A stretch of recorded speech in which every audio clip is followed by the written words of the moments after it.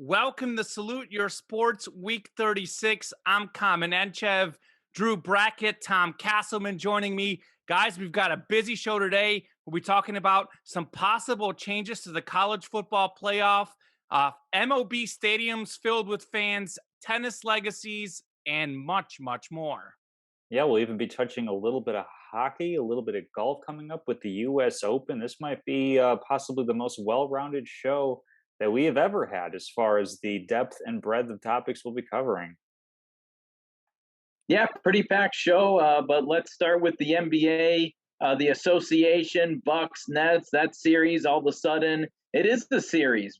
Kyrie Irving gets hurt in Game 4. Harden's hurt, so it's just kind of KD, the lone big three player. Common. What are your thoughts on this one? This series? Yeah, I mean, I think we talked about it last week. I felt the Nets were pretty comfortable winning without James Harden, even. But now that Kyrie Irving got hurt, by the way, they've ruled him out for Game 5, according to reports. James Harden not expected to play Game 5. The Nets are actually an underdog, Durant being the only star there. So this series is literally a toss-up given Harden and Kyrie's injury status. Got to give some credit to Giannis, playing pretty good in this series. 30 points, 12 rebounds average on 54% shooting. But really, for me, the difference is all of a sudden, Chris Middleton, who was probably the fifth best player in this series, all of a sudden, he's the third best player and the number 2 scoring option. So this series definitely could go either way. One thing to keep out your mind for, though, is Kevin Durant. The last 2 games, he shot under 40%. I don't see Kevin Durant shooting under 40% in 3 straight games. Game 5, a total toss-up. The series, a total toss-up. For sure, yeah. And if we want to take it one step farther with the Bucks roster, Drew Holiday goes from being the 6th best player to being the 4th best player. Now, I think the Bucks have 3 out of the 4 best players in this series on the court right now. I mean, the Nets, if they have one advantage with these injuries, it's that they haven't really played as a big three all season long. So a lot of these role players have gotten good experience and good time in playing. So I think they're going to be ready for the moment, in particular Joe Harris as shooting guard, even Blake Griffin having a little bit of a career renaissance out in Brooklyn. They've got enough depth to kind of keep it close. But now it's definitely a series. It's one of those ones where I think it could very well come down to a Game 7 in Brooklyn. Game 5 is really going to be the key. Brooklyn has not won in Milwaukee in the regular season, and they have not won there in the postseason. So really it comes down to that crucial Game 7, and basically just hoping that they can hold serve for Game 5 and then get one of those big 2 players back in terms of Harden or Kyrie Irving. Yeah, I'm still convinced that Blake Griffin was just sandbagging in Detroit because he just wanted to go win a ring somewhere. Because this guy looks like he's 20 years younger than he actually is playing. But regardless, I think the Bucks are in kind of prime position right Hmm. now, and they got a big road game coming up on Tuesday. And Giannis just needs to continue playing well, get the role players help, and I mean Kevin Durant's going to have to score 40 at least if the Nets are going to win the game. Yeah, Drew, you talked about Blake Griffin. That's it right there. Blake Griffin came in to be the number 4 option on this team, maybe number 5 when they had LaMarcus Aldridge. He has played better than he played in Detroit. There was all those things on Twitter. It was viral how he hadn't scored or hadn't dunked rather for Detroit. He's dunking like a lot for the Nets. So he's going to have to play not necessarily at the level he used to play. He's not quite as explosive. He's not an all-star, but if he plays close to that level, that's how the Nets are going to win this series. He's going to have to definitely step up in this next game. For me, though, I think Kevin Durant is going to be the star. It is wide open, but we're going to make picks, and I'm going to stay with my pick. I'm going to take the Nets. I think Kevin Durant has a huge Game 5 on the home court. Tom, you talked about how the Nets haven't won in Milwaukee. Well, Milwaukee didn't look too comfortable in Brooklyn either. I know it's a different Hmm. story now that Kyrie and Harden are out, but I think the likelihood of Kevin Durant having back-to-back bad playoff games is very low. Drew, you talked about Durant having to score 40. Well, guess what? I think he's going to score 40. I think he's going to do it. I think the Nets are going to win probably a close Game 5. I do think, though, if the Nets lose game 5, they might be in trouble in this series. It could be Bucks in 6, as the fans were chanting at the end of the game. I think yesterday, Sunday it was. So it'll be close. This is definitely, well, I don't know. The Clippers Jazz is also close, but this is certainly the toughest series in the East to pick right now. Tom and I, of course, have the Nets going to the finals.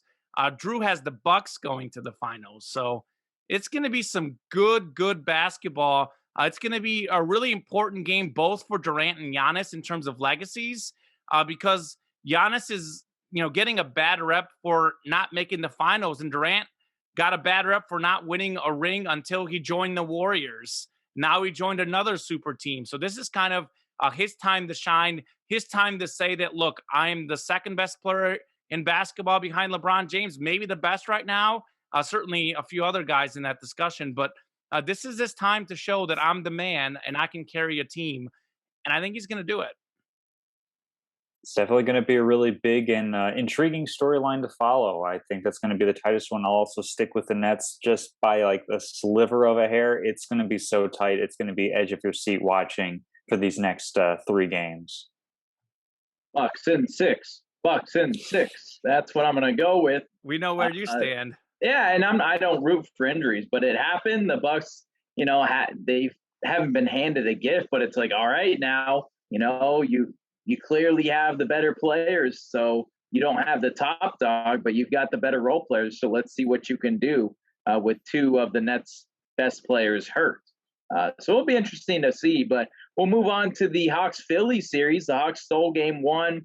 Trae Young having a heck of a game, but 76ers winning 2 straight games by double digits. What do you guys think? Is this series over, or Hawks still hanging in there, Common? I think the series is just about over. The Hawks must win game 4 to make this a competitive series.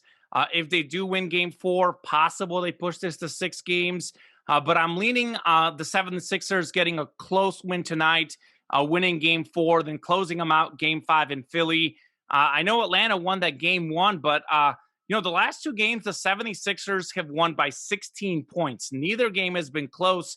And even that first game, Atlanta led by 20 at the half. The second half, Philly dominated that second half. So basically, this series has been a tale of, Atlanta dominated in the first half of game 1, then it's been all Philly since. And going into the series, I felt that if Philly was healthy, they were going to win comfortably. But if Joel Embiid was banged up, I thought it was going to be a very close series. Well, Joel Embiid, he looks pretty good, guys. He's just fine. 35 points, 10 rebounds, 5 assists, average over the series, shooting over 53% from the field, 81% at the line, 35.5% from 3. Tobias Harris has also stepped up, averaging 21 a game. For me, it's just Trae Young in Atlanta.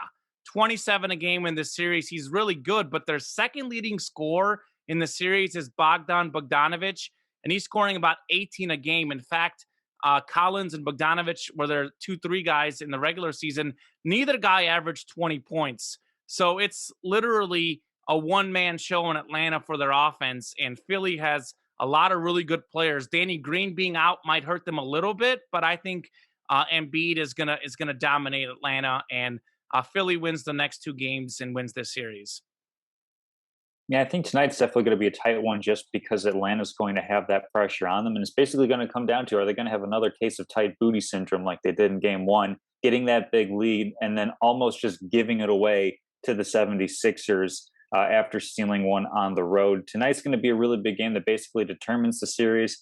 I think that if the 76ers go ahead and win this one on the road, that it'll pretty much be close to 1-2-3 Cancun breaks on for those Atlanta Hawk huddles. But I could definitely see them winning in game 4 as well. I mean, the line's only 3 points. It's going to be a close matchup. I mean, Trae Young at home could definitely just go crazy, and role players play better at home in the NBA. So I could definitely see the Hawks winning this one and pushing this one to, game 6 at least back in Atlanta, make it a little bit of a tougher series for the 76ers, but ultimately, whether it's game 5 or game 7 in Philly, I think that's where the series ends, with the 76ers winning, of course. Yeah, I think the 76ers have this as well. 76ers probably in 6. I don't think they'll do it in 5, but likely in 6. So you think Atlanta's going to win tonight? Uh, they've got a shot, because of what Mhm. Tom said. So they've got a shot. You know, they're +3, so that's not bad value there. Yeah, I look at that line. I think it's going to be very close, like right around. Mhm. I was eyeing that for locks of the week, but I chickened out. So we'll see. I mean, Atlanta definitely could win Game 4. I think tonight is a toss up, but if they don't win tonight, they're toast. And I think Philly's rolling right now. I really do. I think they also smell like they feel it. Like they know that the Nets and Bucks might be a deep series. They know the Nets have injuries. This is kind of Philly's time. They haven't really made it very far. They haven't made it to this stage. This is their time to prove it, and I don't think Mhm. they're gonna mess around by any means. And I think Ben Simmons might play some really tough defense on Trae Young tonight. I know you guys think Trae Young's going to go crazy, but I think Philly might lock down. They might lock him down tonight. Yeah, we'll see what happens, but we'll move on to the West. Or I guess we weren't in the West. We'll move on to the West. Jazz winning 2 close games against the Clippers to start the series, but the Clippers get that blowout win at home in Game 3. Common and Tom picked the Jazz. I picked the Clippers. Has anything changed, guys, on your picks? I don't think so. I don't necessarily think anything has changed for me. I think Leonard and George played at their best in that last game. 34 points for Leonard, 31 for George. But the problem with the Clippers and Paul George is he doesn't deliver those performances consistently. So, yeah, if they play like that, they're going to win the series. But I look at Mitchell, Clarkson, Conley, Gobert. The Jazz have a lot more depth. And unlike the Mavs, where Doncic was scoring all those points, the Mavs, they didn't really have much help for Doncic. You look at Mitchell, 37 and a half in this series, 30 last game. He does have some help. He's got a lot of good shooters around them, a lot of good bench players. The Jazz 31 and 5 at home. Also having that home court helps. I know this is a crazy statistic here, but I'll give you this one. Kawhi Leonard has made every shot in the fourth quarter of the playoff wins for the Clippers. That sounds like an impressive stat, but that to me is a worrisome stat for LA. It tells me that Kawhi Leonard has to be perfect in the fourth quarter in order for them to win playoff games. The only way the Clippers could win this series is if Donovan Mitchell is injured. He had that ankle injury last game. He says he's fine. He says he's good to go Game 4. But if he is slowed down by that injury, the Clippers have a fighting chance. But I'm going to stick with Utah. They've been my pick in this series. I don't think LA is going to win a game in Utah. They might push them to 7, but I'm going with Utah. Yeah, I think this one's going 7. I'm also going to stick with Utah, but with Mike Conley pretty banged up, Donovan Mitchell dealing with recurring ankle injuries, I can definitely see this one getting pushed pretty far. Simply because the Clippers have actually been able to stay healthy. That seems to be the key to a lot of these teams in the playoffs. That maybe we thought the series weren't going to be so close with the LA Clippers, and earlier as we discussed with the Milwaukee Bucks, but they happen to be the healthiest. That gives them a really good chance to push teams that are at least on record, if not also just kind of on paper and talent wise, that are better. They're able to push them a little bit, and they now have an opportunity to change some narratives. I think it's going to go to 7 with the Jazz still holding serve at home court.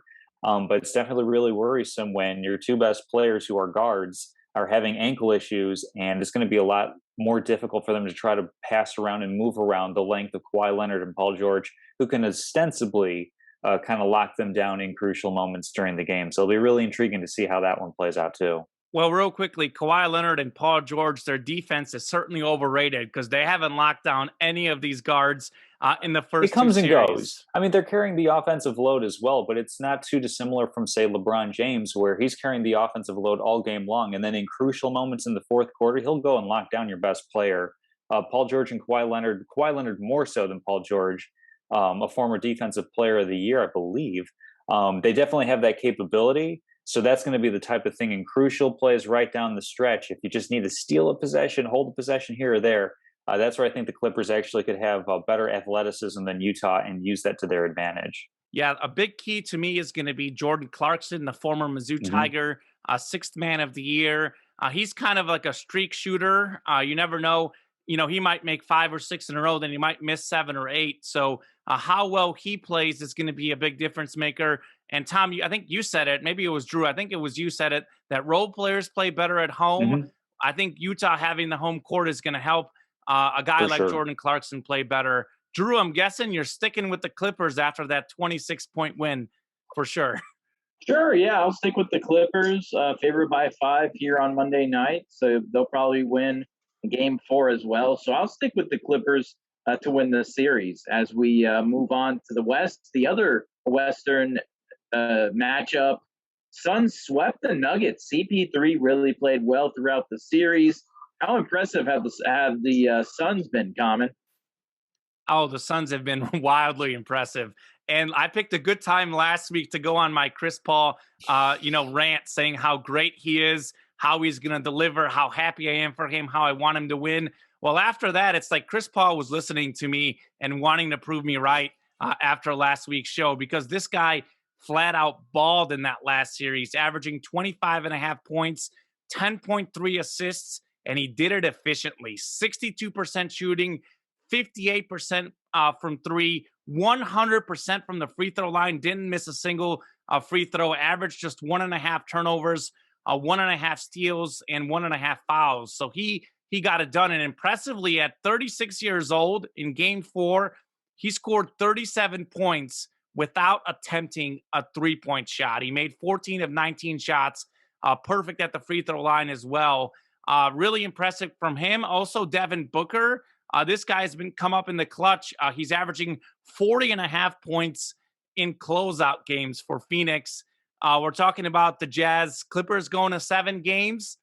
Phoenix Suns and Chris Paul are going to be resting at home, getting their popcorn out, getting their tape out, and having a good time. So for me, the Suns have been the best team these playoffs. I think certainly a healthy Nets team might beat them, but all of a sudden, with the Nets being banged up, Phoenix is for sure the favorite in the West, if not the favorite in the whole league. By the way, I know it's just a regular season, but Phoenix was undefeated against Utah in the regular season, by the way. Yeah, well, there's a fine, fine line between resting and rusting, which is something that Phoenix is going to have to be very mindful of, making sure they keep everybody not only in rested shape, but in good shape as well, in game shape. It's going to be, with a potential 7-game series, it's going to be about a week, maybe, give or take a couple of days until they're playing another NBA game. And they haven't had a layoff like that since maybe the All-Star break. I'm not sure how long that was, but that's definitely a long period of time to not be playing some serious basketball. I mean, the Suns have definitely been really impressive with the way that they've played. But one thing that I kind of, in keeping in perspective with them, they were going up against a really banged up Lakers team, and a Lakers team that, while they were good on defense, weren't really great on offense. Even when you have Anthony Davis and LeBron James in the lineup, they didn't really have a lot of consistent options around them. And then going up against Denver, where, yeah, you got the MVP, Nikola Jokic, a shout out to him, the lowest draft pick MVP in NBA history. I believe he was 41st overall drafted. And they had a Taco Bell commercial while he won MVP. I believe they were advertising the quesarito, which drafted. While he got drafted. I'm a fan favorite of that one. I mean, certainly good product placement there. They should probably reach out to him to that sort of thing. There's probably some money to be made. Sure. But outside of, Michael Porter Jr., Nikola Jokic, I mean, without Jamal Murray, the Nuggets weren't at full strength either going through this series. So the Suns have been impressive, but I want to have a little bit of a caveat with that. It'll be interesting to see how they match up against a full-strength team. Hopefully, Utah coming out of their series will be at full strength and not have any major injuries. Or if it's the LA Clippers and they're able to stay healthy, it'll be interesting to see what Phoenix does against a team that is all completely there for an entire series, because I agree they've been the most impressive, but there's definitely some reasons that make them seem more than what they potentially are, if that makes sense. Yeah, I'm going to go with, the Suns are playing well, but I'm not sure. I still like the Clippers to come out of the West. I think I picked them originally, and I'll stick with them. Clippers, Bucks. Give me the Bucks, as I've said all along. So we'll see if it actually can happen, right? Yeah, I'm looking forward to seeing if your prediction hits. I'll say this, too, that I really like about Phoenix. They're a fantastic free throw shooting team. number 2 in the NBA in the regular season, number 2 in the playoffs. In particular, their guards. CP3 and Devin Booker both shooting 91 to 92% in the playoffs. CP3 also 93% in the regular season. Booker about 87%. The team shooting about 86% in the playoffs. So, I mean, these guys down the stretch, a close game where you get over the bonus or a game you're trailing by a little bit, they're not going to let you back in the game. They're going to make their free throws. We know how clutch Chris Paul is in the fourth quarter. Devin Booker has proven in the closeout games that he's the real deal. And Tom, yeah, you're right. The Lakers were banged up, but the Lakers did have a very good defense. And I saw Cameron Payne, Bridges, Ayton, all these guys literally stepped up their game in the playoffs. It's as if like these guys get better when the limelight shines. And in that Lakers series, quite frankly, Chris Paul did not play very good. So the fact that they won without Chris Paul was a massive achievement. I know LeBron James was banged up, but anytime you can beat LeBron James in the playoffs, it's successful. Mm-hmm. So I think Phoenix, for me, is the favorite in the West. I know I said this. The winner of that Lakers-Suns series will make the NBA Finals. I'm sticking with it. I thought they're the two best teams out West. It just, the Lakers obviously were banged up. Phoenix wasn't. So I like Phoenix. I like them no matter who they play in that series. And I think what could be a fun story is if the Nets make the finals, you've got Steve Nash going up against the Phoenix Suns. That could be a pretty fun storyline. And I think the Nets, if they're healthy, are definitely the favorite. But if the Nets lose to the Bucks because they're not healthy, or they make the finals and they're still not there, Phoenix all of a sudden might be the favorite to win the NBA Finals. That's certainly who I'll be cheering for because of my guy, Chris Paul. One more quick thing on the Nets and a potential Phoenix storyline. Mike D'Antoni, former coach of Steve Nash in Phoenix, is assistant coach for the Nets as well. So double the storyline on that. Have you heard the rumor where he might be headed to coach next year? Pretty much, the Blazers are going to plan on winning all their NBA games by scoring 200 points a game and hoping they give up just 198. Well, I would love to see Mike D'Antoni with Dame Lillard. That sounds like a fun combination. So Dame MVP time for sure. Yeah, I mean, I'm excited for these playoffs because these series, like I said it at the start of our show, I don't think we've ever seen a more unpredictable playoff scenario, at least in the last 10 years, where you legitimately look at all of these teams left. I mean, all due respect to probably the Hawks, but any one of the teams out east have a legitimate chance to make the finals, and any of the three teams left out west have a legitimate chance to make the finals. I don't think there's a heavy favorite amongst the group, and injuries and stuff like that will make a difference. I mean, I think the Nets are the favorite, but because of their injury questions right now, it's wide open. It's wide open. And I said it last week. These teams have not been historically good franchises. The Suns, the Jazz, the Clippers, the Nets, the Hawks, the Sixers, whoever makes it, the Bucks, they have so few NBA titles among them. Most of them don't have any, in fact. So we're going to see some fresh blood, and it kind of speaks to kind of like how Twitter is now, like in social media and television, how a guy like Giannis chooses to stay with the Bucks. You no longer have to be on the Lakers or Celtics to get exposure. You can get exposure anywhere. And it's sort of opened up parity in basketball, and sort of everyone is doing super teams now. I mean, you look at most of these teams, they've got 2 stars on their rosters. Definitely. Well, we'll move on to college football as getting ready here, just a couple of months. I think week 0, the start of it is the last week of August. Let's see, what is it? August 28th. So that's exciting. And reports say that college football playoff might be moving to 12 teams in 2023. Do we like that possible move? I actually absolutely love this move. I think it's an exciting move for me. It has the potential to be a great move. And I like this because they've got the 6 highest ranked teams as determined by the CFP selection committee. And then teams 1 through 4 will have a bye. 5 through 12 host home games. Independents like Notre Dame can't be in the top 4. And the quarters and semis are at bowl games, title game at a neutral site. I love this because we get to see a sort of tournament in college football, and we get to see more of these schools. We talk about a school like, UCF, or who was it last year that played Georgia? You know, Cincinnati Cincinnati, like played those them real tight. schools. Yeah. Right. We talk about those schools. How do they match up against those other teams? Well, now that we see it in a playoff scenario where it just matters more, we're not going to have those guys like the Florida Gators sitting out their bowl game like we saw last season. And we'll get like sort of like a true feeling of those underdog teams against the big dogs. And I do like the fact that the higher seeded teams are going to have a home game. I think they have to get some credit for doing very well in those scenarios. So I think that's exciting. The only thing I would change is, allow an independent to be a top 4 seed. If Notre Dame or someone else goes undefeated, I'm fine with them being a top 4 seed.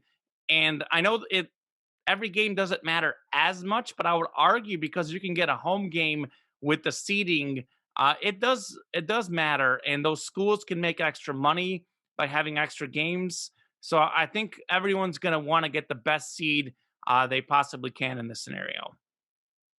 Yeah, I'm not a super huge fan of it because the thing that I actually think makes college football really special is the bowl season, is the fact that you have a bunch of quality, ideally quality exhibition games between other schools and other programs. And that, as nice as it is to have more of like a tournament style, like part of me is saying I'm a really big fan of the potential teams like a UCF, a Cincinnati, a Brigham Young, or the Chanticleers of, I forgot which university that they were from.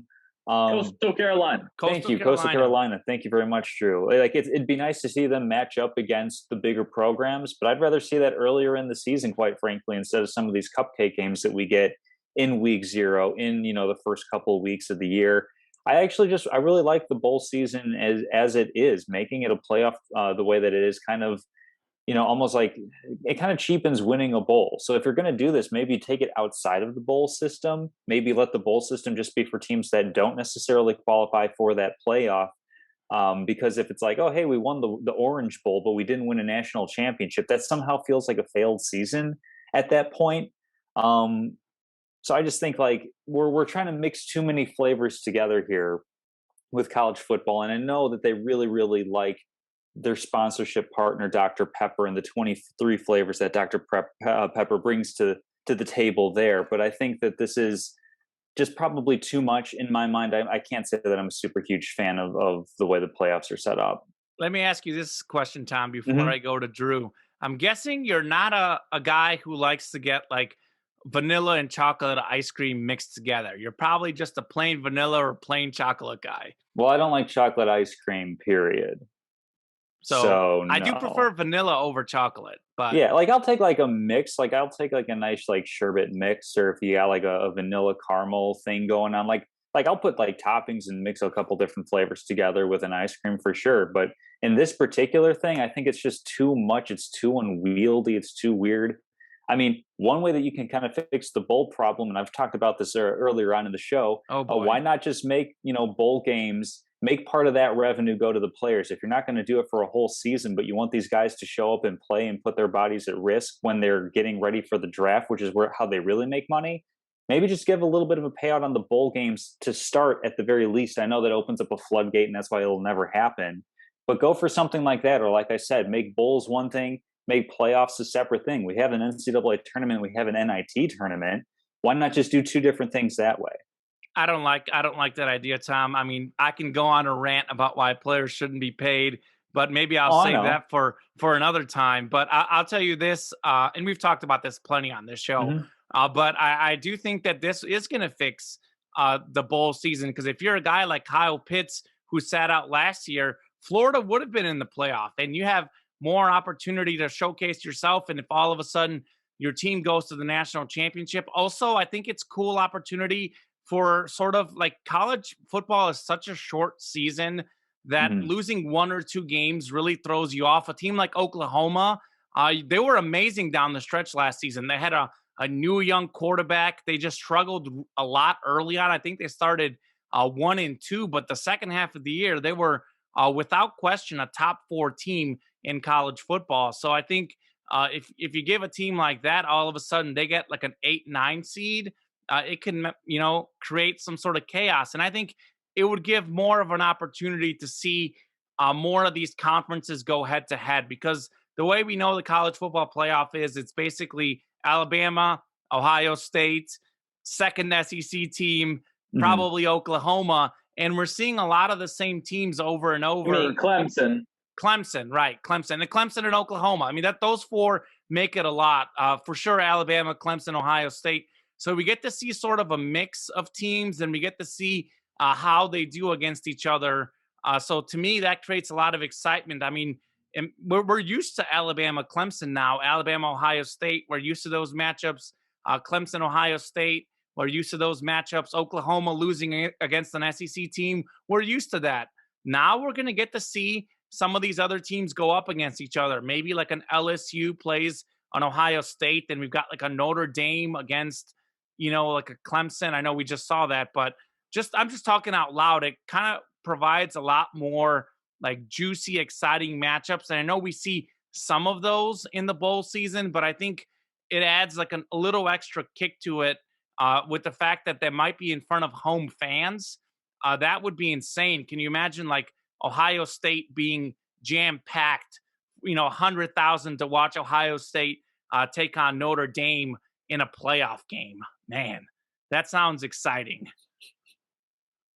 Yeah, I think we could also have possibly more upsets, right? I mean, if you have a group of 5 team playing a Power 5 team, and it's not the top Power 5 team, but it's like a 6 and against 12 seed, that could be interesting.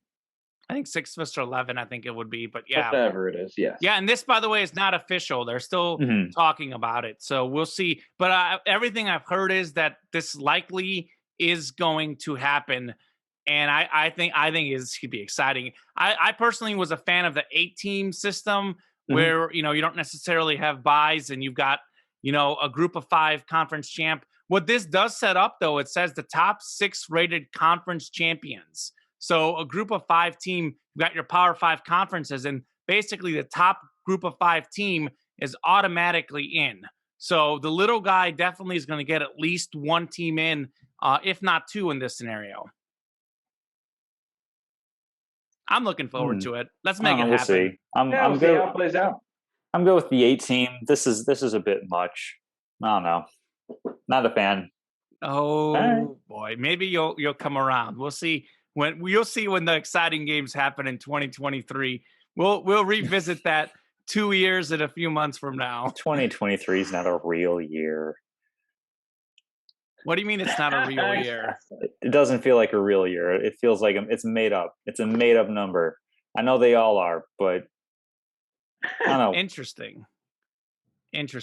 By the way, Tom, earlier in the show, you said Renaissance. I think it's Renaissance, isn't it?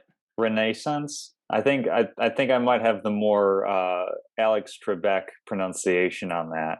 Interesting. Yeah, probably. I'm not sure. Drew, anything? Caramel.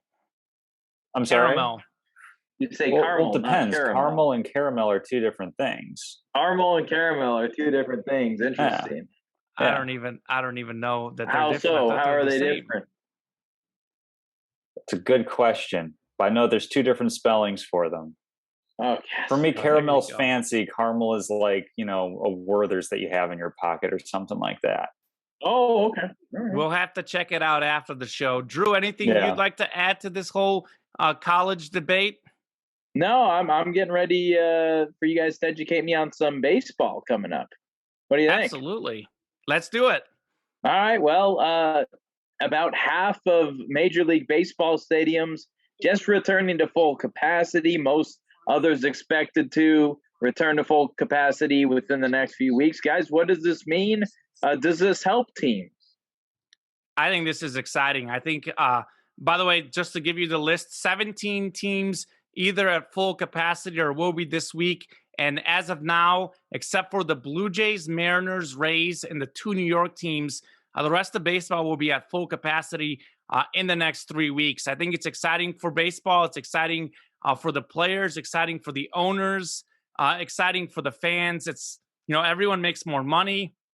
More electric atmosphere, and it's sort of a return to normalcy. I think the MLB will be kind of the first league that will have full capacity. I think NFL certainly will follow suit very soon. As far as who does it help? Well, it helps the big teams with the bigger attendances and the bigger environments. You look at the 2019 fan average, Dodgers, Cardinals, Yankees, and Cubs were top four in average attendance for home games. Dodgers had the second best home record, Yankees the third best, Cubs the fifth best, and Cards had the sixth best. And I know like those teams are good everywhere, but all of them had a significantly better record at home versus the road. The Cubs had 18 more wins at home than on the road in 2019. And we saw it at Wrigley Field this weekend. Drew's got the World Series Cubs stuff on there. That's exciting stuff. So I know I don't think you're a Cubs fan. I know I am, but you saw it at Wrigley Field. The Cubs sweeping the Cardinals. They came back from 5-1 on Friday. They were down 1-0 early on Saturday, and then completing the sweep on Sunday. They had that whole like beer, like whatever it's called, the beer snake going. It was just electric at Wrigley Field. And I think it's going to make a difference because you look at right now, the Cubs, for example, are tied with the Brewers for first in the NL Central. You look at the Dodgers, one game back of the Giants in the NL West. So, I mean, the fans do give you a little bit of boost over a 162 game season. I think they're worth a few wins. So I look at teams like the Cubs and the Dodgers in division races. I would say they're going to win those divisions because of the fans. I look at a team like New York Yankees struggling to maybe make the playoffs. I expect them to get that extra push in New York to make the playoffs if they open up there. They haven't opened up yet in New York. Yeah, I don't have fans necessarily helping out full teams so much as it helps out individual players. And the biggest, best example I can think of is right here in Chicago on the north side with Javier Baez. You look at the numbers that he put up last season versus the numbers he put up this season, and actually he's kind of talked about how he thrives off of that fan energy. There are certain players that do really, really well in those situations. And there are some players who actually seem to do better when they don't have as much pressure on them, when they don't have as many people screaming at them. So I think for, more like electrifying players like Javier Baez, that, I mean, we saw him literally, never happened before in MLB history. We saw him literally steal first base earlier this season. And part of that has to be kind of how he plays with the crowd's energy as he's on the base paths. Like, who would think running to first that, oh, if I try to deke and like run back home, that a player is going to not step on first base and then try to chase me down. It's players like that that kind of use that energy to almost kind of fuel the aura around them, the energy with which they play, and actually kind of makes them a little bit sharper.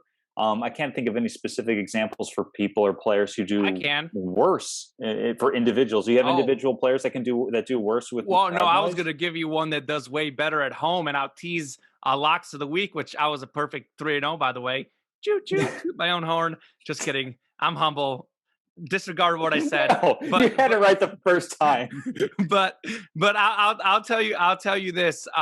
Adam Wainwright for the Cardinals. 2.62 ERA at home. His road ERA, granted he's pitched more on the road, is like over, or less on the road rather, is like over 8.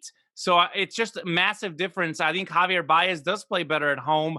He got a home run when I went there about a week or 2 weeks ago to a Cubs game. So I agree with you. I think it's good for everyone though. It's just people are sort of itching to get back to normalcy. And a lot of people are vaccinated. I will say this.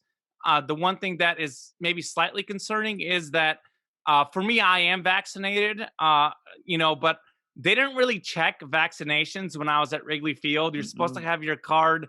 They certainly didn't check it. So it's one of those things where I would like to see maybe them check vaccination records. But I think society needs this. I think we're craving that environment. And part of what makes sports special is the crowd, the energy, the loudness. I mean, watching a game when it's a full capacity stadium versus when it's 20% capacity or no capacity, you kind of lose the electricity of the environment. I mean, at that point, you might as well watch it from your couch. So I'm excited for the fans. I think it's good. It's good for baseball, and I'm looking forward to more of these sports doing this. Drew, are you excited about the fans? Yeah, I think it's great for baseball as well. And no, I think it's good that the majors are kind of catching up to the college ranks, because we've seen it, in most college stadiums basically throughout this season, where you have a full stadium, and we've seen it in the super regionals where you have a full Baum Walker Stadium at Arkansas, and it was just such an amazing environment. So that's something that we should be seeing in the majors here soon at almost every single stadium.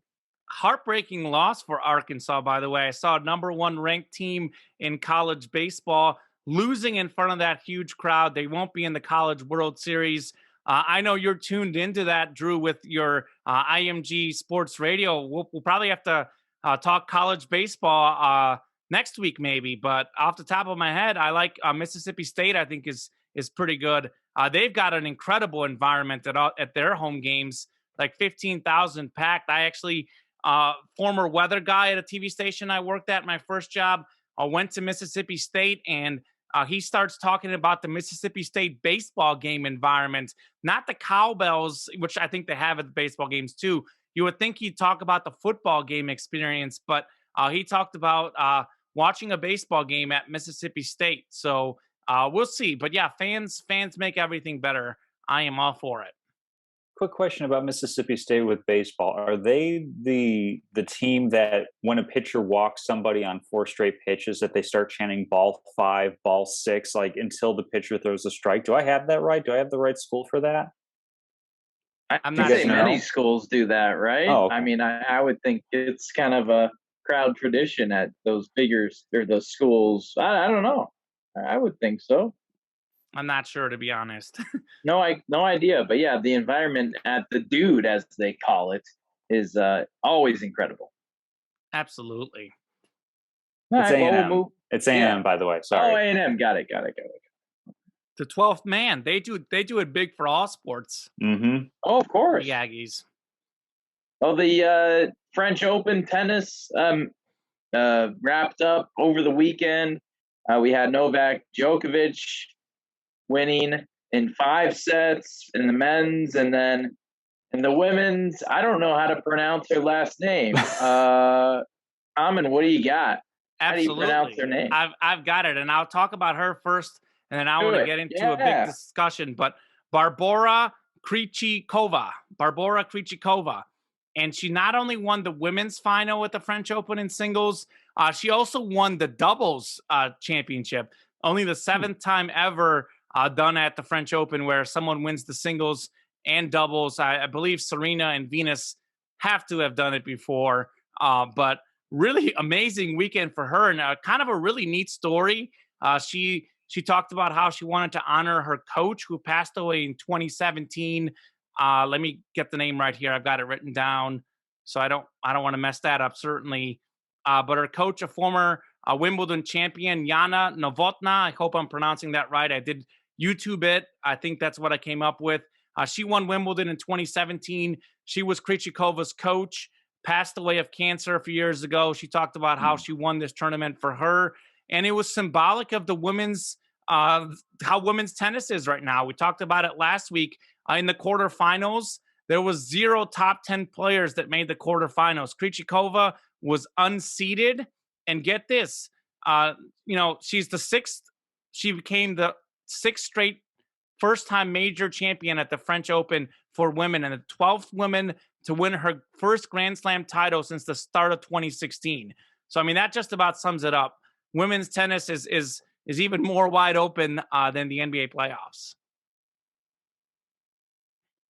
And then on the men's side, we had a pretty intriguing 5-set match between Novak Djokovic and my guy Stefanos Tsitsipas, who got off to a really strong start, picking up the first 2 sets. I then tuned in and have proceeded to watch him drop the next 3 all the way to the bitter end. Not saying that I was responsible for that, but I may have been responsible for that. In fact, I'm almost positive I'm entirely responsible for that. Yeah, you jinxed it. It's all on you. So Tsitsipas, make sure to call Tom Castleman after the show and get his blame. I won't understand what he's saying. It's all Greek to me. Well, he does speak English, but Uh, I'll tell you this. Before we get into that final, I do want to say, I don't know if you caught the semifinal on Friday. It was one of the all-time great tennis matches I've ever seen. Rafael Nadal and Novak Djokovic, the play was at such a high level. They were hitting such incredible shots, so many long rallies. The third set alone, which went 7-6 to Djokovic, lasted 90 minutes. And Nadal was up 5-0 in the first set. The king of clay, 105-2 in his career at the French Open before this match. Only wins the first set 6-3. Then Djokovic proceeds to take 3 straight sets over Nadal. Then he gets behind 2-0 in the final against Tsitsipas, and he wins 3 straight sets. So a lot of credit to Novak Djokovic for his resiliency. Obviously, we know how good he is on the court.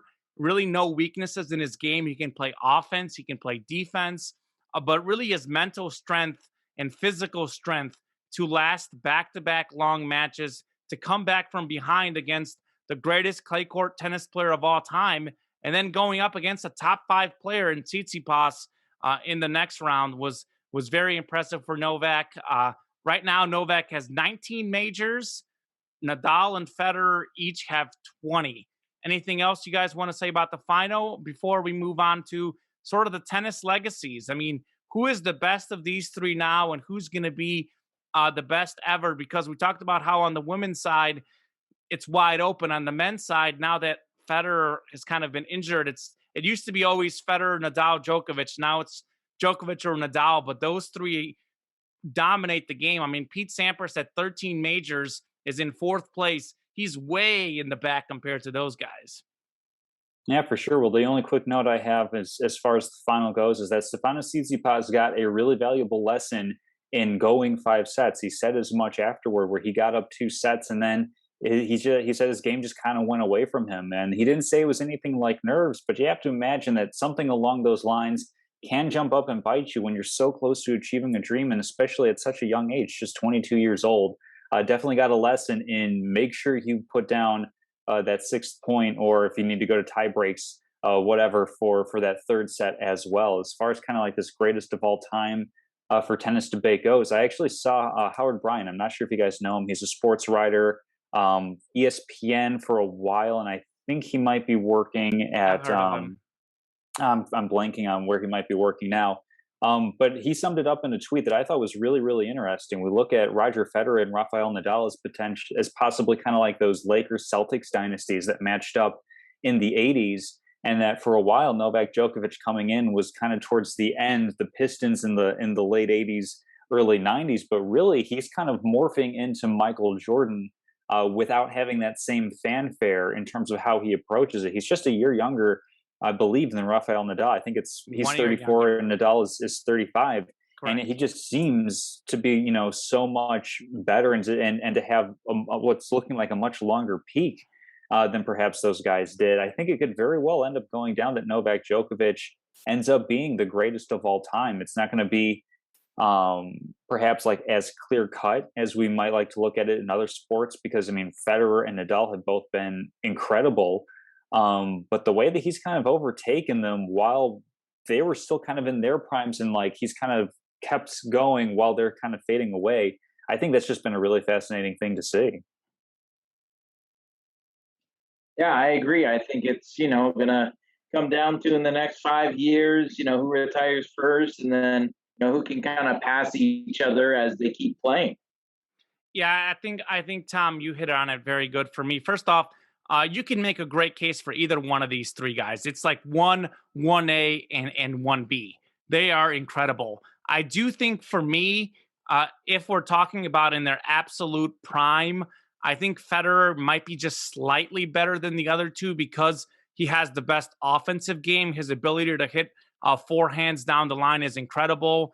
I think, Nadal has a winning record against him, but that's because a lot of those matches were played at the French Open. I think those records might look differently if they went up against each other. And for me, Nadal, as amazing as he is, he's probably the most mentally tough, and he's incredibly skilled. But of the 3, he's probably the least skilled.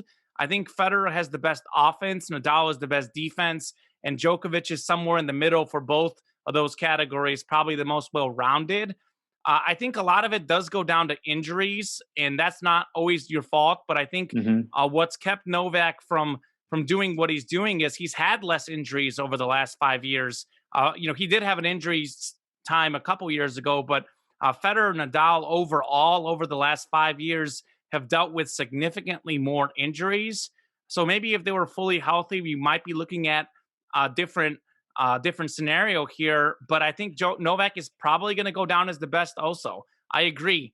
He's the best right now. He's in the best form, and he's only one major behind the other two.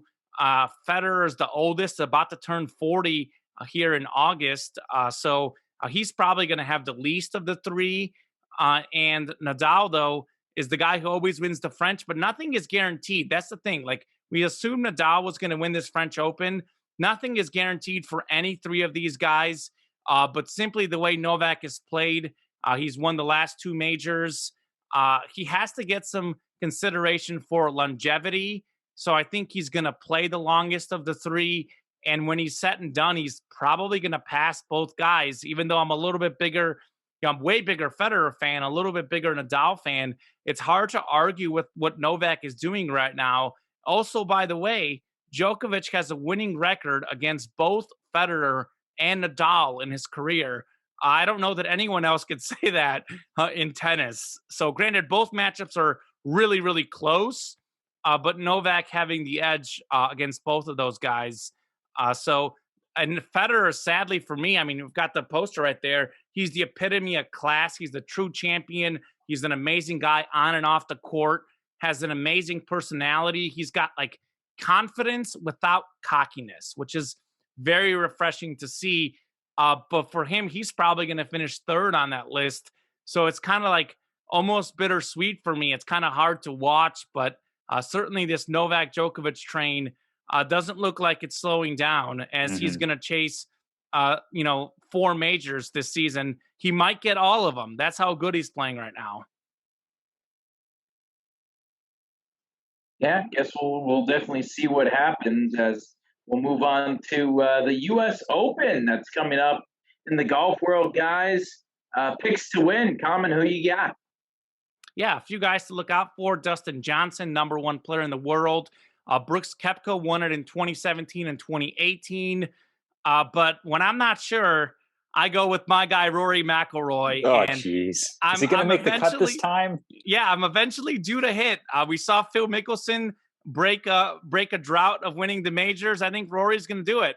He hasn't won since 2014, but he did win in 2011 at the U.S. Open, shooting 16 under. So he's shown that he can deliver on that course. And Vegas also seems to like Rory McIlroy. He's tied for the 3rd best odds at plus 1,200. And that's always like, when you're looking at picking a champion, look for a guy that has like, not the worst odds, not the best odds, somewhere like one of the top. So I'm going to go with Rory. And by the way, I was talking to my girlfriend's uncle the other day. He picked Xander Schauffele. He's a huge golfer. So I had to pick someone off the top of my head against him. And I went with Rory. So I'll stick with Rory. All right. Well, I agree with going somebody who's not the odds-on favorite, but I'm going to go a little bit farther down the sheet than you did, Comment. I'm going with Collin Morikawa as an underdog to do well. Of course, I will also be pulling for my guy, current green jacket wearer Hideki Matsuyama, to do well as well. So fresh off of winning the Masters a couple months ago, going to be pulling for him as well. But I'll go with Collin Morikawa. Didn't he win that last year, or what did he win? He won the other one. Was it the? He won like the PGA Championship. I think he won the PGA Championship. Yeah, that's what it was. I think so. Yeah. Sure. Yeah. Yeah, I thought about Xander Schauffele. He's always in the top 5 at majors, so I've thought about it. But I'm gonna go with Patrick Cantlay at 25-1 odds. I think he's got a great shot at winning the U.S. Open, and then a long shot at 300-1. Keep an eye on Wyndham Clark. I can see him breaking in to the top 15 in this event. Excellent. I do remember I thought of you, Drew, yesterday, actually. I remember when you picked Lexi Thompson to make the cut, I think at one of women's majors, and it didn't work out well. But I actually saw Lexi Thompson on TV. She had a commercial on TV that I noticed yesterday. So I thought of you. Drew, of course, I think usually when the big sporting events happen, I'm probably the most fired up. But Drew's the golf man, so I think he's probably the most fired up for this event. I assume you're going to be watching, at least for sure, on Sunday. Yeah, I'll do my best to sneak in a watch for that final round. Absolutely. I'm looking forward to it. Well, we'll move on to the hockey NHL playoffs. They're in the semifinals. You got the Canadiens against Vegas in the first semifinals, and then on the other side, Islanders and the Lightning. Guys, who do we like to win the Stanley? Well, I see no reason to go against the team that I picked at the beginning, the Las Vegas Golden Knights. They got past the biggest team that's in front of them, the Colorado Avalanche, the team that's been they kind of been going shot for shot over the course of the regular season, finishing one right behind the other in their division, and then having a really good series. But I'm going to go with Las Vegas. I still believe in their goaltending with the two goalies that they have in Fleury and now I'm blanking on the other one. But I definitely like Vegas to continue to go to distance. Yeah, for the record, Tom and I had Vegas winning over Colorado. Drew had Colorado winning the whole thing. I like the Golden Knights also. I'm sticking with my pick too. Due to the different divisional format, we saw the two best teams in the second round. Vegas getting behind 2-0, winning 4 straight. And this team simply has the most balance on offense and defense, a great goalie play. They have absolutely no weaknesses, and they've got the best record of any of the teams left. And that's despite their star player, Mark Stone. He hasn't actually played that well in the playoffs, and that speaks to how balanced they are, that they can get the job done. On the other side, I do think Islanders Lightning. I like the Islanders, who won game 1 2-1 to advance to the final, where they lose against Vegas. The Islanders beat the Bruins in 6 games and the Penguins in 6 games. Those are probably the two best hockey teams of the last 10 seasons, and the Islanders had their way. They're a team with Varlamov, a great goalie. They allowed the second least goals in the regular season, and they've carried that into the playoffs, playing great defense, great goaltending. So I like Vegas against New York, not the Rangers, the Islanders. And I like the Las Vegas Golden Knights, who came up just short a few years ago, the expansion team winning their first Stanley Cup final. And it's interesting because they're up against the Canadiens, who has all that tradition but haven't won in recent seasons.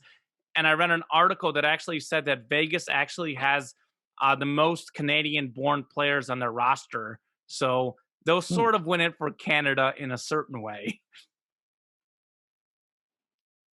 Yeah, I'll take the who was I going to take? Let's see. I'll take Lightning. The Knight. Yeah, well, Lightning will beat the Islanders. Vegas will advance, and then I'll take the Lightning to defend their Stanley Cup title from last year. I knew it. I knew you were going Lightning. I knew it. Pretty good. I mean, Tampa Bay is really doing very well in sports. I know we saw the Rays are in the World Series. They've got the best record in baseball, only a half game back of the White Sox. That's going to be an incredible game tonight. White Sox, Rays, Lance Lynn pitching for the White Sox. Whoever wins that game tonight will have the best record in baseball. Tampa Bay Bucks winning the Super Bowl. And now the Lightning looking for back-to-back. Certainly a good time to be a Tampa fan in good weather and good teams. Asman, did you make your picks? He sure did. He went Vegas Golden Knights, same as me. And I'll take them over. I'll take them over the Lightning. Okay. Love it. Love it. Locks, what you got, Common? Oh, I got a perfect 3-0 week is what I got for you. And over 500 on the season for me too. So that was a monumental moment. The Nets +1 versus the Bucks in game 2 last week. That was a healthy Nets team. No Harden, but still Durant and Kyrie both there. The Nets winning by 39, 125-86. I also had the under 237 in that game, 125-86, only 211 points. Then I had the Royals Angels over 9 runs. That finished 8-3 Angels, so 11 runs in that game. Tom was 2-1. He also had the Nets covering against the Bucks, and then he had the Royals over the Angels. He missed that one, and he had A's -1.5 over the D-backs. They won 5-2. Drew, are you aware of what happened to you last week, though? For the first time in a while, I seem to forgot an offer. You missed missed every game. You missed that Bucks game really poorly. I think you just kind of went for the Bucks just to disagree with us. Yeah. Then your soccer picks were really close. You had Wales, Switzerland under 1.5 that finished 1-1, and then Russia, Belgium under 2.5. Belgium winning 3-0. They got a goal in like the 88th minute to lose that out for you. So perhaps those soccer unders tend to work much more when you're picking the Korean League or the Japanese League. You went for the European Championships, Euro soccer, arguably the highest level of soccer. Certainly the World Cup and the Champions League is up there too, but this is the European teams which have the best region of soccer, followed closely by Copa America. So a little more goals with those good teams at the Euros there for you. Well, I'll go back to the well, and I'll go Tuesday Euro, Hungary versus Portugal under 2.5. Wednesday, Italy versus Switzerland over 2.5 goals. That's plus money. And Historic. Then Thursday, Ukraine versus North Macedonia under 2.5. Wow, Drew Brackett picking an over in soccer. And that's actually in a game with 2 good defensive teams too. So that'll be interesting. Italy seems to have stepped up their offense, though. So we'll see. That'll be a good game. Tom, what do you have? I have so many different things. I do too. I'm overwhelmed. I have a massive card here in front of me. Just, do the dart throws. Yeah, that's pretty much where it's going to go. So let's see. I don't want to pick on Tyrell Hatton too much, so I'll just pick one person to outshoot him. Colin Morikawa over Tyrell Hatton, -125 in that matchup. What you got against Tyrell Hatton? I also have Hideki Matsuyama outshooting him as well, but I'll only pick one of those for the lock of the week. Tyrell Hatton, if you're listening, I like you. I picked against the Scotsman last time as well, and it worked out pretty well for me. So it's just like, Let me see if I can find a couple of my guys to go up against him. Let's see, player props. I know the NBA sharps have been getting to me. I think I'm going to go with it, though. Seth Curry over just 13.5 points in the game. I think with Danny Green out, he's going to be getting a lot of shots, especially Joel Embiid commanding some double teams down in the post. So Seth Curry over 13.5 points. Where else do I want to go? Roll a dart. See.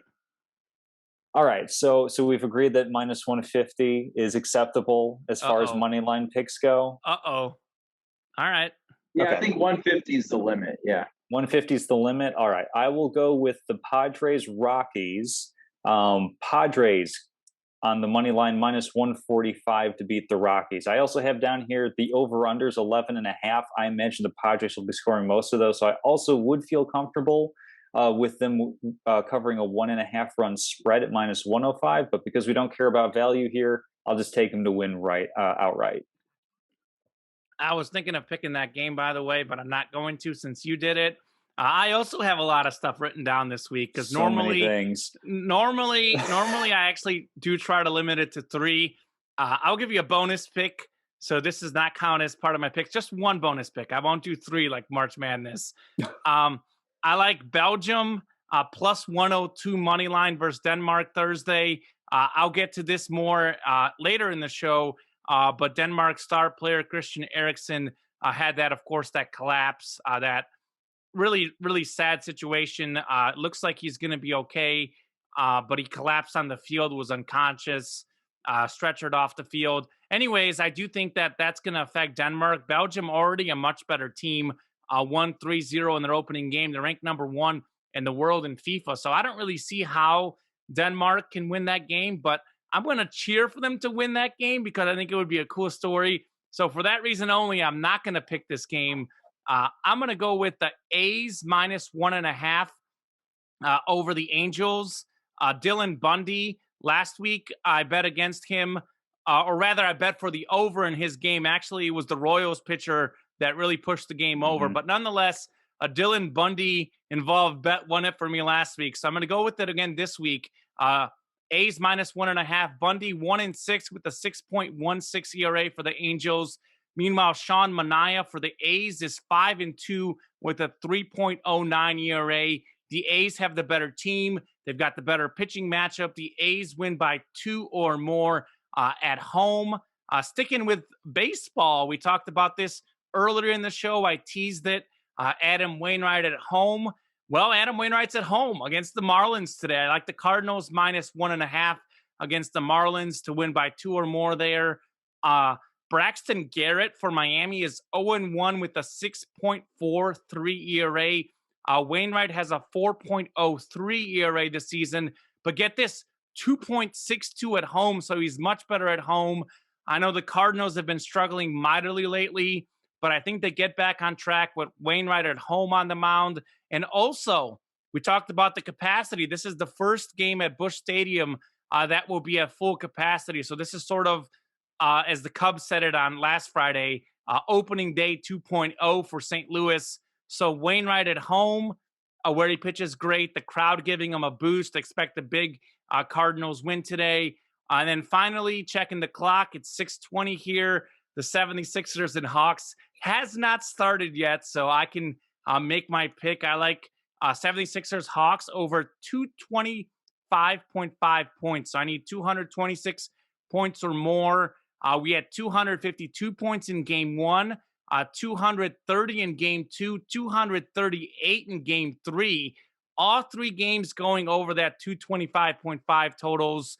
So yes, you can argue these teams will cool off, but I'm going to stick with what I've seen this series. I look for another high-scoring game.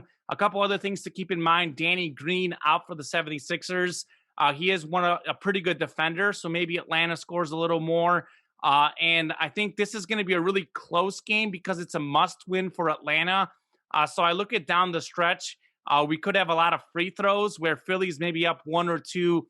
Then they get to the free throw line, hit a few late free throws to get to that 226, 227 number. Of course, since I think it'll be close, if it happens to go to overtime, that would also help me.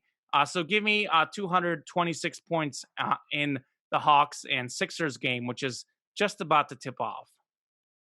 Really quickly, on the locks of the week, I know offline we've had a conversation about somewhere along the line, one of us has made a clerical error where I gave myself one more win or you shorted me a win. Right. How are we handling this going forward? Is one of us going to have to go back and listen through like 30-something shows? Do we want to split how's the equitable way to do this? By the way, that is actually a very important point to make because right now I'm in first place in the standings, but if we count your shortage, Drew's still in second ahead of you, but if you give yourself that extra point, then you're ahead of Drew right now in second. So give him the point. Give him the point. You want to give him the point? Give him the win. Yes. Well, no, I'm saying we could split it. Give me a tie. Since you don't have any ties. Well, here's what I have. Tom, you have it as a win. I have it as a win. Common has me as a win.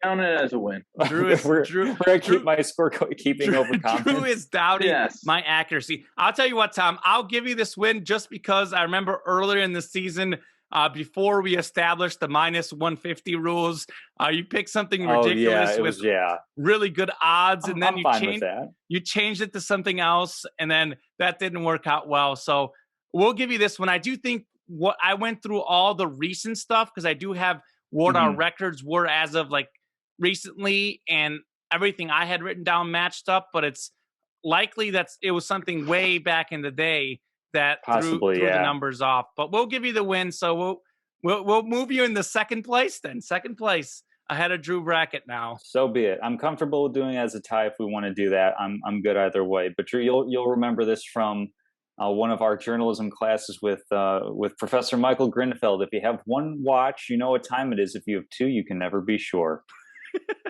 I love that. I'm surprised you remember that. Well, it's one of my favorite sayings. Well, I mean, I just remember him. I can't remember that class, but Drew, do you remember our class in college? We had some like what was it, like English literature class together. Do you remember our teacher's name? Oh, Gregory. Yeah. Yeah, Yeah. Gregory. He loved us. He was a Yeah. big college football fan. He was really into Big the pig fact guy. the fact that Les Miles ate grass at LSU. He was really into that. Yeah. Yeah. Forgot about that. Wow. Huh. I'll be. Huh. Good times. Good times. Yes. Before we get into statements, do we want to settle up on the pronunciation bit that we had earlier in the show? Because I was doing some research while Common was Do it. talking. Yeah. Okay, do so it.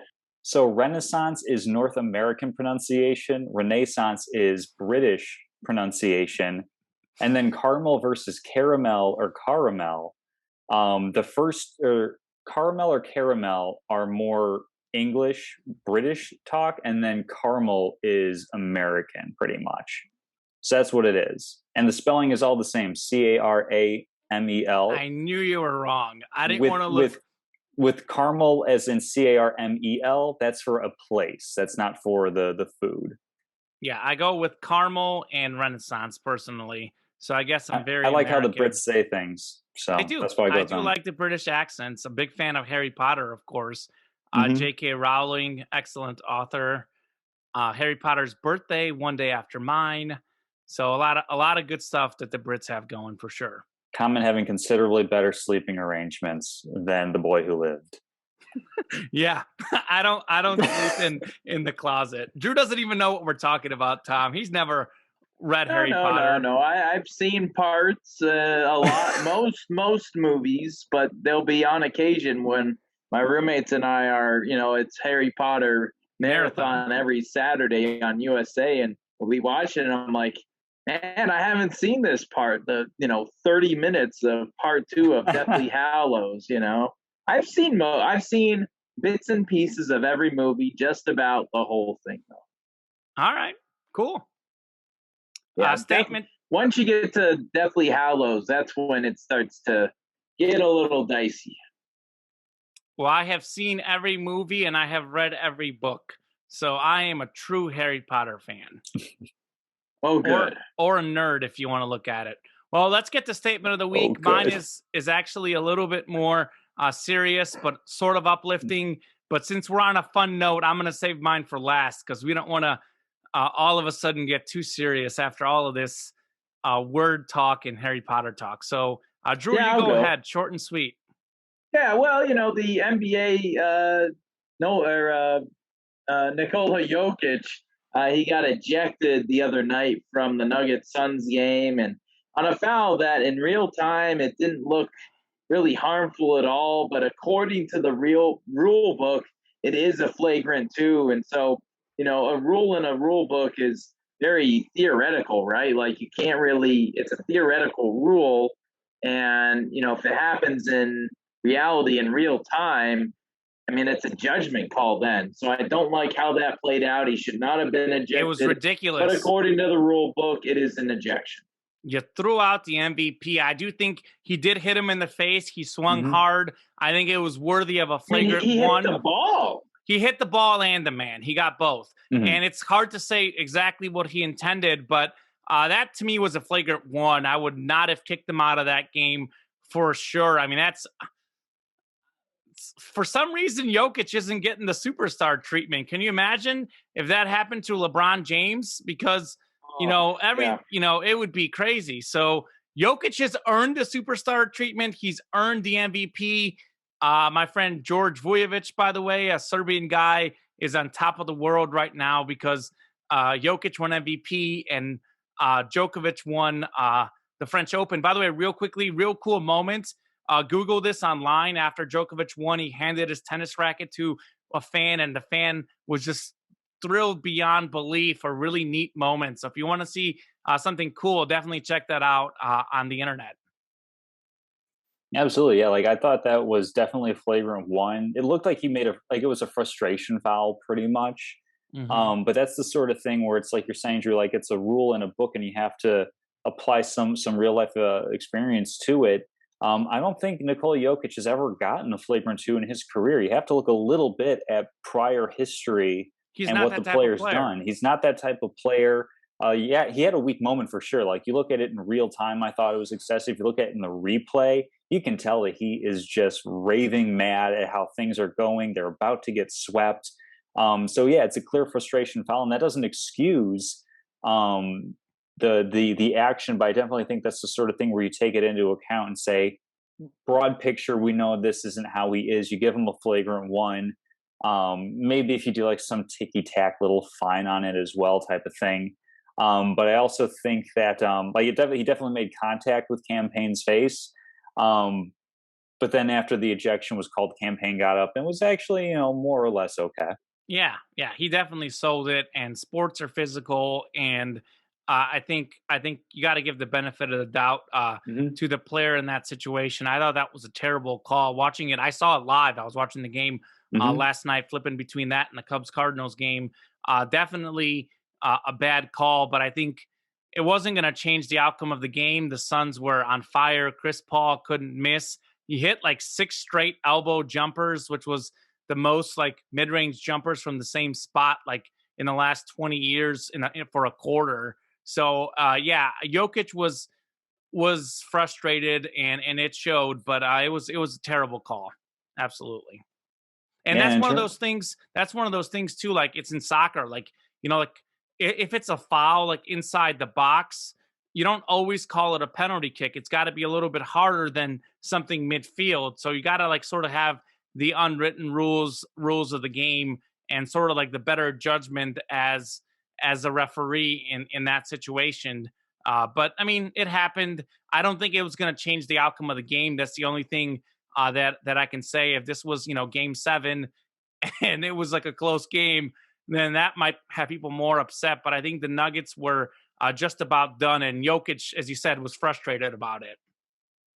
Absolutely, yeah. And talking about Campaign selling it a little bit, and kind of talking about some fouls in soccer. This leads me to my statement of the week, which is a bit impromptu. I had something else prepped, but it'll be just as good a week from now as it is today.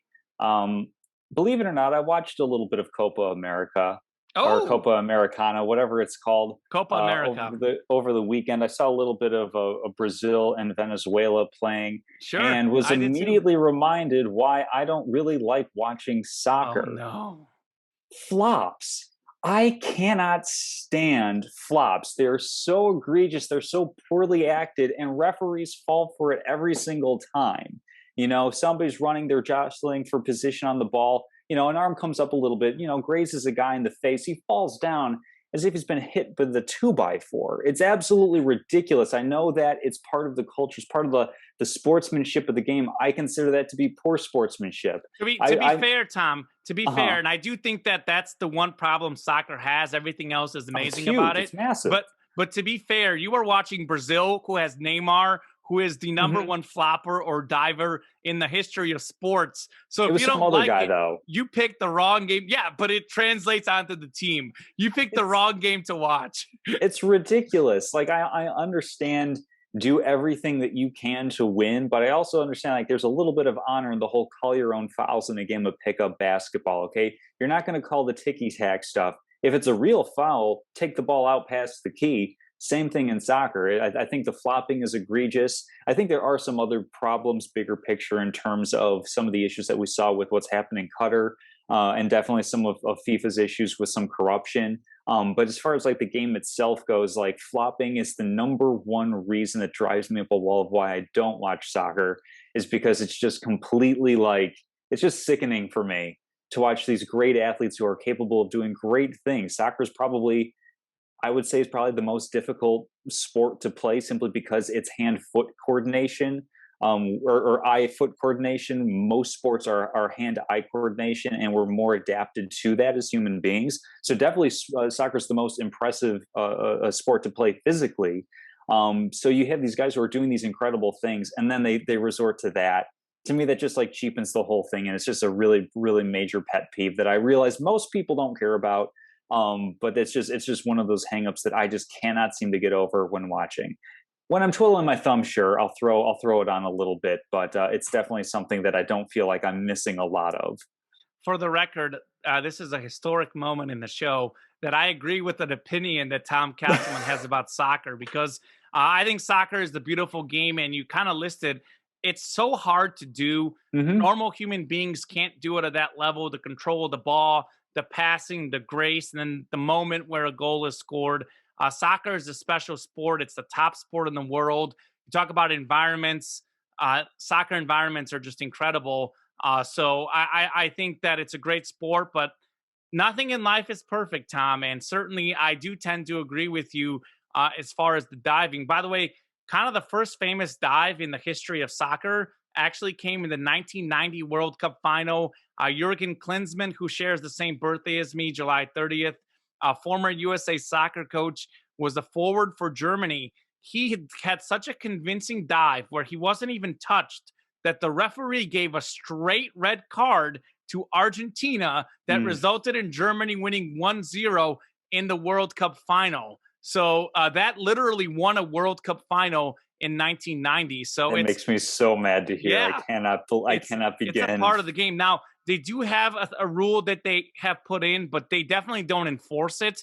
They could give you a yellow for simulation. If the referee feels that you're faking it, he can give you a yellow.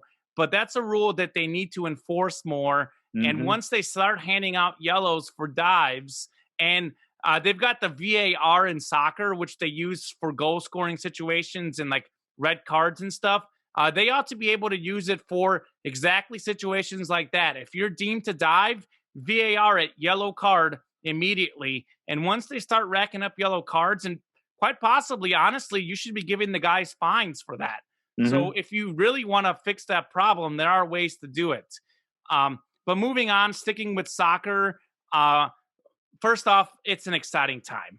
I don't tell me the score of the game, but the Copa America going on right now. I'm watching the second half after we get off the air. Messi scoring an incredible free kick for Argentina, the greatest athlete of all time. We had the Euros, some wild games. Spain today had like 85% possession and couldn't put the ball in the goal. It was a crazy game. Netherlands and Ukraine yesterday. Netherlands going up 2-0. Ukraine ties it 2-2. The Netherlands scores a late goal to win it 3-2 in the Euros. Tomorrow is France-Germany. That's going to be an incredible game to watch. And then the Copa America, Neymar and Brazil off to a 3-0 start, which happened yesterday. Again, my picks are France to win the Euros, Argentina to win the Copa America behind the greatest player ever. But on a more sort of sad note, but yet uplifting note, on Saturday we saw a really scary moment. Denmark midfielder and star player Christian Eriksen collapses in his team's opening European Soccer Championship game, was unconscious on the field on a no-contact play, a scary situation. The medics treated him for more than 10 minutes. He did wake up and was stretchered off the field. The team doctor saying Eriksen suffered cardiac arrest, was gone before resuscitation, he said. So hats off to the medical professionals, the fans and soccer world, the community that's rallied around Eriksen, who's now in stable condition. Hopefully all is okay with him. It really shows you the power of sports and soccer, how it can bring people together. And I worked really hard on this name pronunciation, and there's all sorts of different ones online, but the one that I found to be the most accurate, and I hope I'm saying it right, Denmark captain Simon Kjær gave CPR to Eriksen right away after the medic staff, or before the medic staff got there. They're saying that he might have saved his life. Those two guys apparently are very close friends. He certainly did what a captain should do for Denmark. A really incredible moment, and really glad that Eriksen is still alive, and really cool to see that. Normally I go with like a statement. This was sort of more of a salute on my part, but I thought it was really cool to see. Very worthy. And for sure, looking forward to watching a lot of soccer in the next month with the Euros and Copa Americas. And I think USA will have Gold Cup, I think, coming up. So much good soccer to watch. Hopefully Tom turns it on when someone isn't diving. By the way, Tom, I'll tell you this. Lionel Messi, my favorite player, one of the reasons why people like him more than Cristiano Ronaldo, besides the fact that Ronaldo is really cocky and Messi is humble, Ronaldo is known for diving. Messi rarely dives. He actually almost does this thing where if he gets fouled, he keeps going. He gets up and keeps running with the ball. So I just want you to know that my guy doesn't do that. I'm not saying he's never done it, but for the most part, he almost never dives. If Messi goes down on the ground, the referees actually know it was a real foul. In that case, Lionel Messi can stay in my good graces. Oh, I love it. I love it. All right. Well, that'll do it for Salute Your Sports this week. We'll be back next week with an update on that Nets-Bucks series. Certainly a lot of rooting interest there and much, much more. Have a great day, everyone.